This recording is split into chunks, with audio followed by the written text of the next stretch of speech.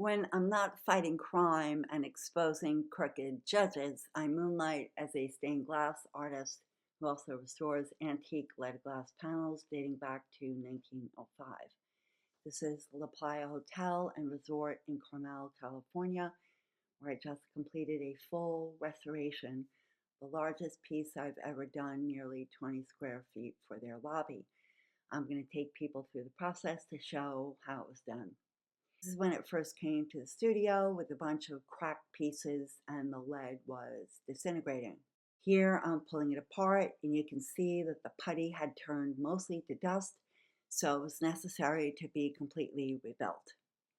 This was the laying out of the glass to make sure I was ordering the right colors to get as close of a match as possible to the existing. The entire panel was made from mouth-blown sheets that come from Germany. All the pieces were numbered so I could find them later, even though I still lost a bunch, and sorted the glass by color and stacked them numerically. This section took about 5 days, working 12 to 14 hours a day. I had to be aware of the orientation of the glass because the figure was facing the back and the smooth side was going to face the lobby. You can see here I hold the glass in place with pins, or what we call horseshoe nails, to hold the glass in place and keep it tight fit in the 90-degree jig at the bottom left-hand side of the board. As I was putting the pieces of a giant jigsaw puzzle together, I think it might be here, occasionally I wind up building one section out that prohibits me from doing the gap first. So I have to undo the one section that I did in order to get back to the gap. The flower motif was the centerpiece of the panel, so I was careful to get all the lead joints butting right up against the other lead for a nice solder joint. This is a cane of lead that needs to be stretched first before I can bend it around the shape of the glass. At this stage, it's ready to be soldered together and then flipped, which was one of the scariest stages in the process. I needed a crew of 4 to slide it off the workbench, me and another person to hold it upright and vertical, and 2 men with the strength to lift both the board underneath and the panel to be able to slip it behind the side facing down and then lift it back onto the workbench.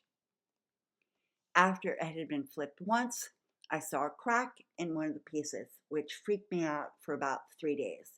I didn't know how it happened, whether it was going to keep happening, and if this project was ever going to be finished. But we were able to flip it 2 more times, and fortunately, no more cracks from hell appeared. After it was built, soldered, and puttied with the steel bar reinforcements, it was ready to be installed. Joe Campo from Central Coast Glass and his guys removed the tempered glass that held its place for 9 months. I worked throughout the night and was here for the install without a wink of sleep, watching videos at 2 a.m. to learn how to solder the rebar on without cracking any of the glass.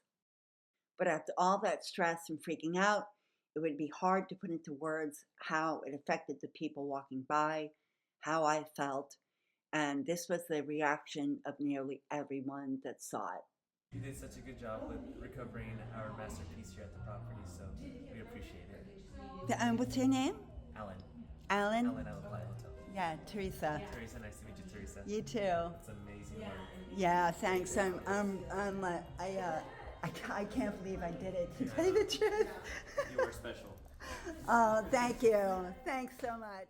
And here are both the GM and the manager of LaPlaya, the two that hired me and came to the studio a number of times to check on the progress. Manager, and what's your title? Managing Director. Managing Director, to talk about what they think about the window. So I'm going to step aside. Yeah. Susan, what do you think? This was an incredible project to work on. Teresa was amazing. When the piece came out, several pieces broke.